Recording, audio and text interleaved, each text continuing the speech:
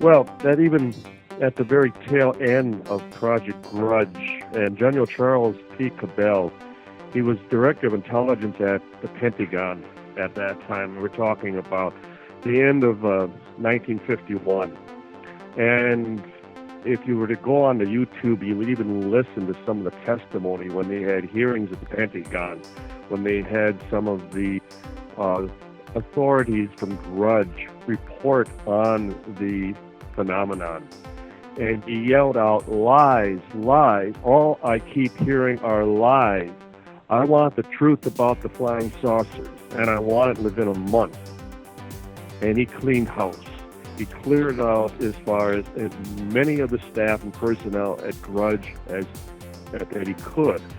And he appointed the new director, Captain Edward Ruppelt, who would become most famous under his directorship, especially the first 2 years of Project Blue Book, because it was the first time there was a truly conscientious, serious investigation by the Air Force after Project Sign.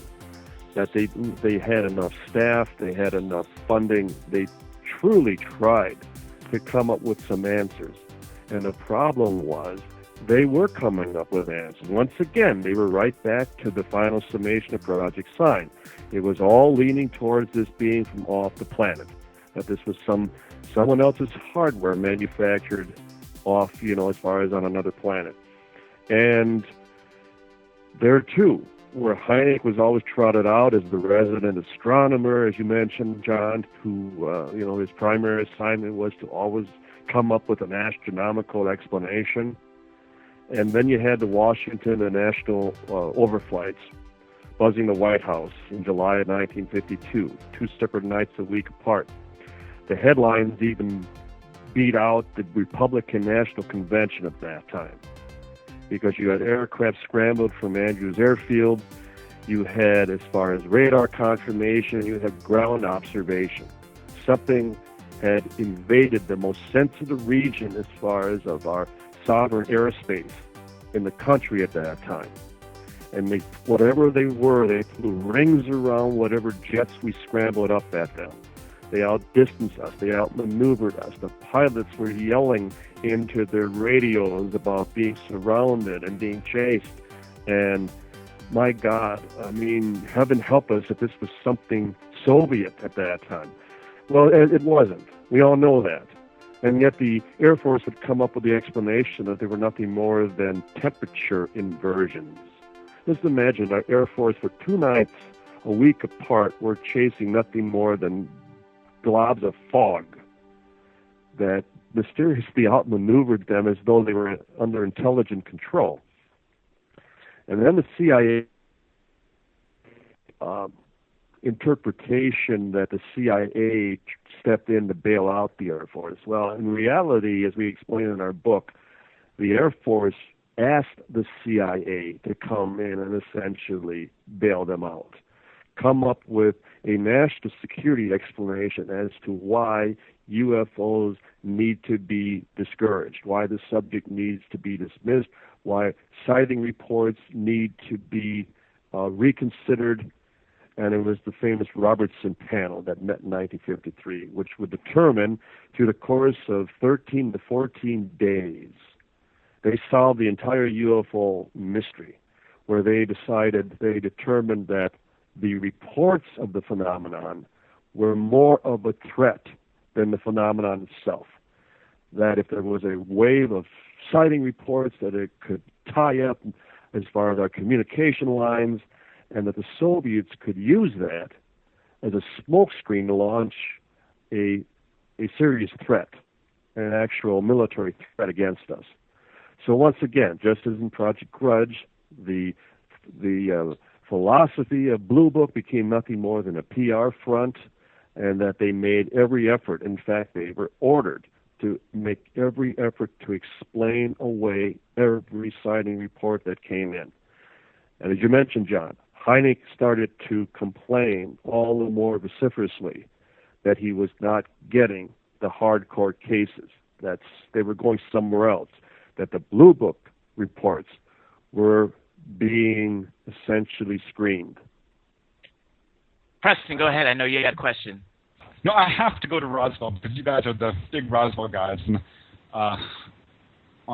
my question for both of you actually is, Roswell isn't going to go away. And I'm wondering what you think is the future of this case, and are we ever going to see this hardware in a museum? And what is the latest developments that you can share with us? Well, Roswell is, as far as the investigation is concerned, is passing before our very eyes. As the witnesses die off, I would say right now of the potential first-hand witnesses, 95% of them at least are gone now, and half of the remaining 5% are suffering the maladies of old age and could not be interviewed. So, but we are still finding, every now and then we do find a new first-hand witness, where we are getting a lot of second-hand witness testimony, but of course first-hand is better.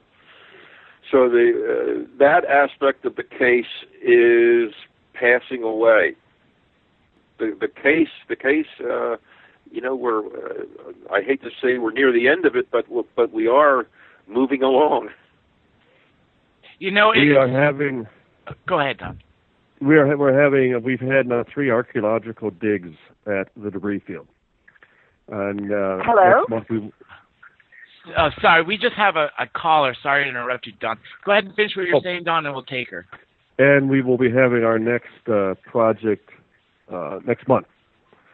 So, as Tom described, we continue to look for the physical evidence, and based on the fact that witnesses discovered elements, artifacts, pieces, months, years after the fact, we remain confident that there still may be something out there. We've had many false alarms. We've rushed to New Mexico on a number of occasions where there supposedly was something hidden up in an attic in a footlocker or something behind a block cement wall in a basement, things hidden underneath patio stone, that type of thing.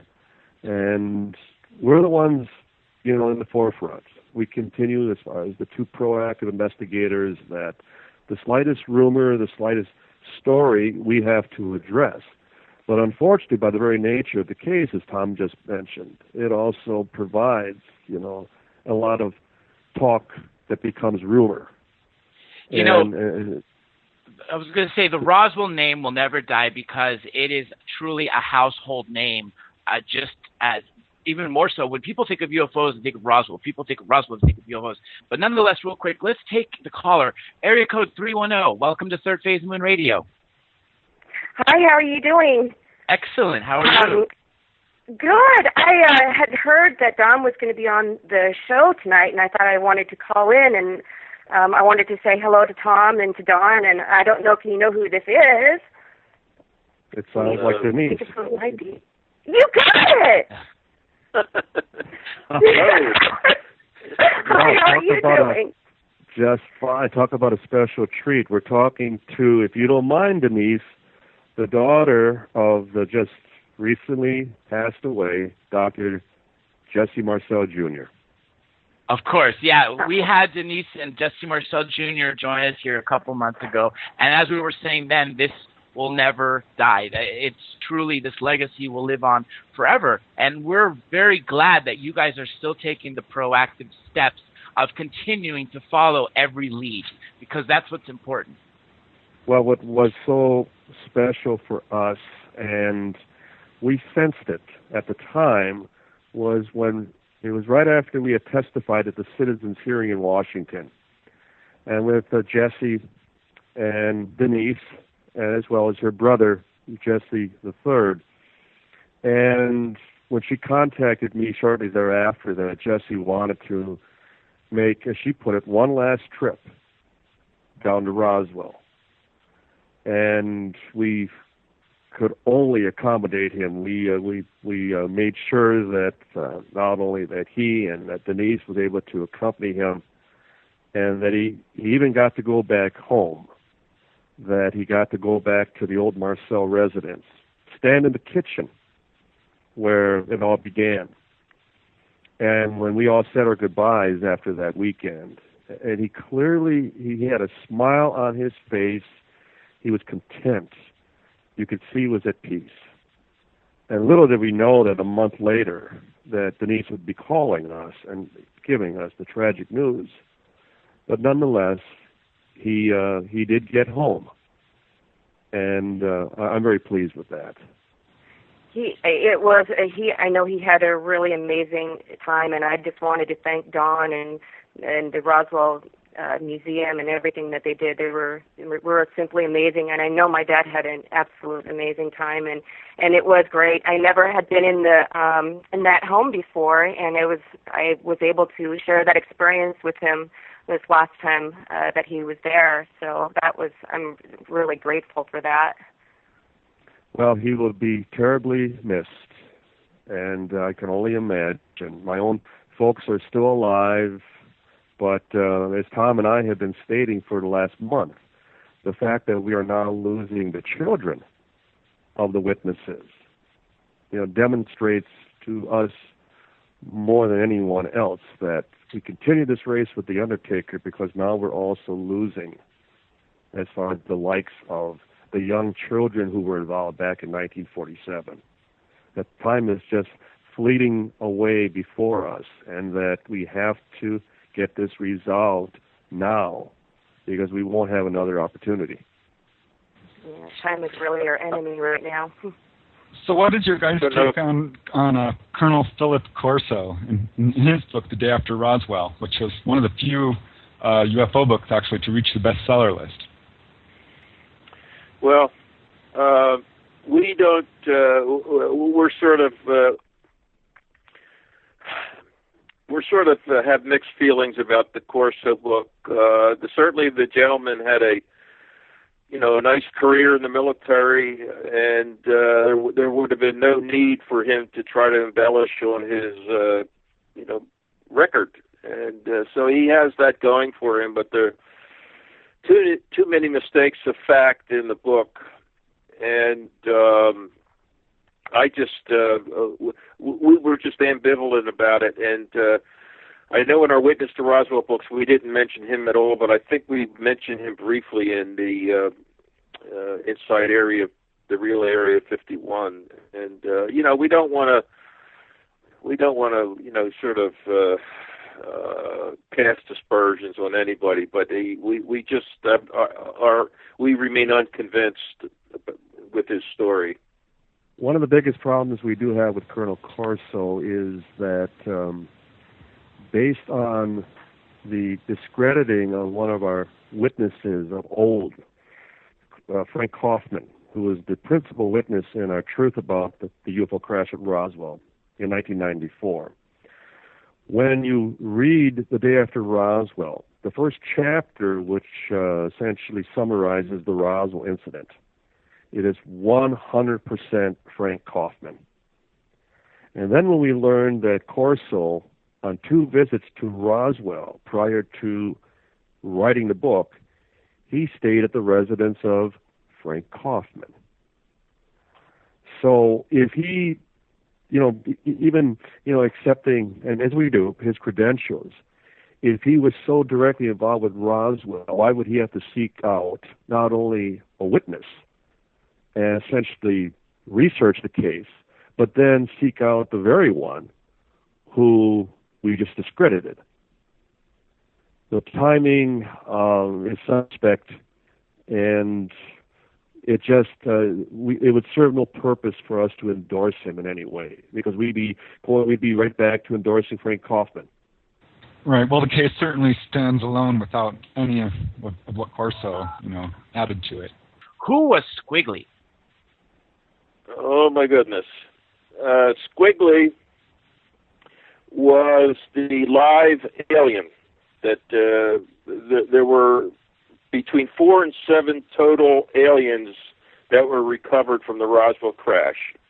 Minimum 4, maximum of 7, including one that was still alive. All the others were dead. The one that was still alive ultimately was taken to Wright-Patterson Air Force Base. And in 1948, the second Air War College class spent a week at Wright-Patterson for, training. Part of the Air War College curriculum was to go to Wright-Patterson for, I guess, to see how a base was run. Well, anyway, part of the week they were taken into the students, which ranged in rank from lieutenant colonels to generals, were taken into this room and presented with, first of all, this strange wreckage. Now, this is like 9 months or so after the Roswell recovery. This is April of '48. And they're all, what is this stuff? They're scratching their head. We've never seen anything like this before, all the strange metal. So they were then asked, well, what do you think of it? And they said, well, what is it? And they said, well, it was recovered from they told them that it was recovered from a flying saucer crash in New Mexico the year before. So just so you know, they're thinking, oh, my goodness, they're taken into another room. And there they are confronted with the live alien.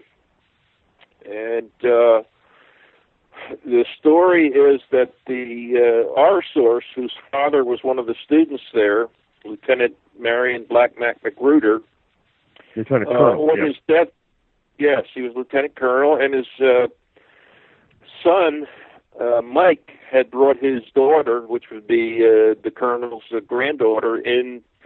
He's pretty near on his deathbed, and they're talking about. I said, Granddad, what did it look like? And rather than going into a long description, he just used the one word, squiggly, which to me means something like, rubbery, the rubbery in appearance. But that's what the term was. He just told her that it was squiggly.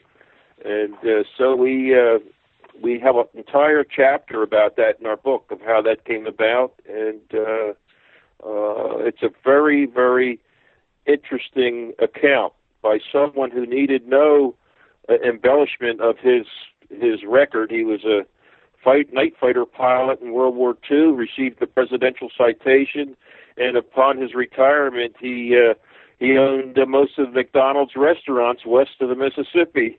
So he didn't need any extra embellishment to his life. That's right. One of the descriptions that we often hear in regards to CE3 occupant cases, aside from the disproportionately larger head, is the spindly bodies. And that gives one the impression, so in his case, as far as squiggly, it's the same type of thing. There's a very slender, almost weak, as far as lower arm and leg, torso area. We're coming up to our final break. Everybody stay tuned. Third Phase Moon Radio will be right back.